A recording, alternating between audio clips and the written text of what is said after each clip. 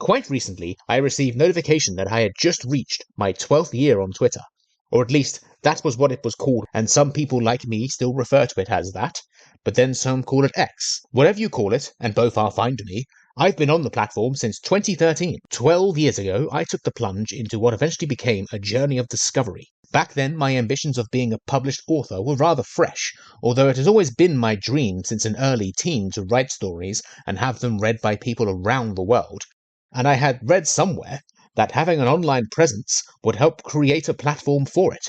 I vividly remember the rather narrow advice saying to join Twitter, to share your books, and you'll experience instant sales and success. If only it was that simple. But I am also content that it isn't simple, because over the years I've had to work hard to figure out how to sell books on Twitter, and the journey is part of the experience. And then I put together a plethora of content for places like this, for Patreon, which led to me then finding a loyal group of supporters who gave me reason to try and put videos together like this. Every 50 years, a dark mist works its way toward the village of Valentine to cause chaos and disruption in an attempt to end the magic by uprooting the source in the form of a mythical tree known as the Tree of Reverence. In its path of destruction are the citizens who dwell there. Their only line of defense? 5 guardians who would be chosen for their strength, cunning, determination, empathy, and heart. What they got were 5 of the most unique individuals who were all that, in the guise of misfits. Merlin helped them all. The Tree Guardians is an indie fantasy book series by Shay Gibson, with books 1 and 2 available now. For some years, I didn't really know what I was doing on Twitter, and for the most part, I didn't really warm to it. For a long while. But as always, and much like my philosophy, good things take time, because much like my writing, which took work, so did my Twitter.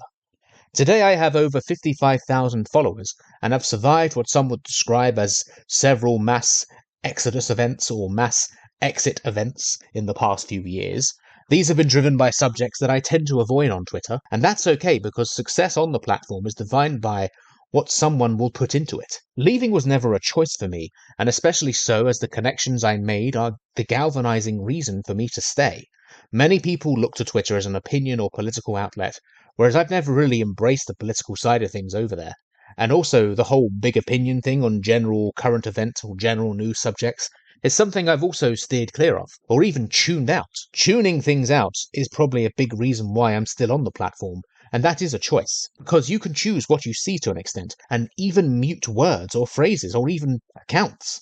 How you react to things is what defines your success sometimes, and I do my best to stay away from negativity in all forms if I can. This also meant that the things I do embrace on Twitter is probably the reason why I keep coming back.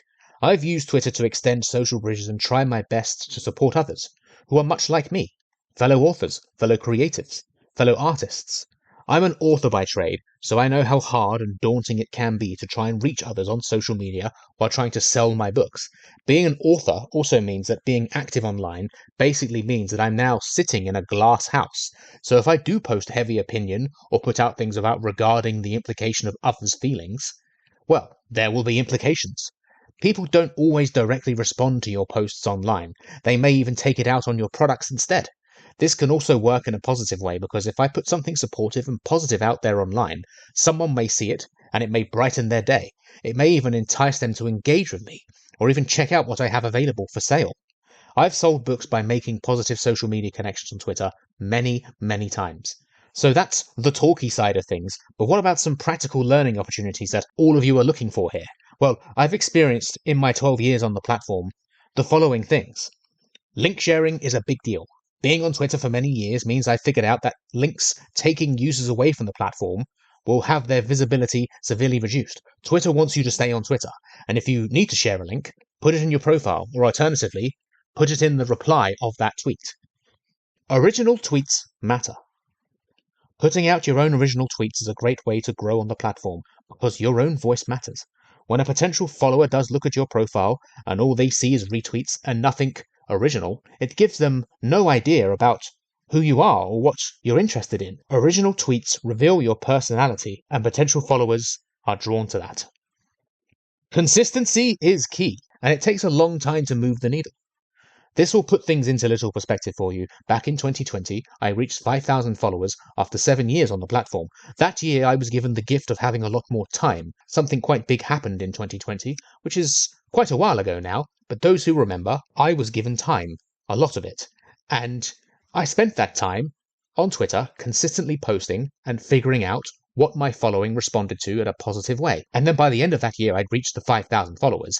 And then by the midway of next year, 2021, I'd found 10,000 followers. Today I have over 50,000, and this is all based upon the fact I tweet regularly and put in the time through consistency, which is key. Good things came gradually for me. Variety helps growth. Not sure what to tweet about? How about everything? That might not be very helpful, but as long as you have a little variety in what you post about, it will soon become more apparent what your following responds to more, and then you can build from that.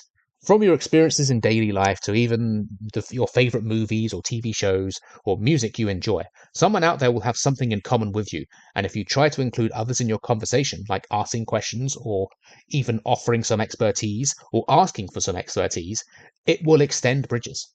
Take it one day at a time and celebrate the smaller milestones because they all add up. I don't think about the long term too often.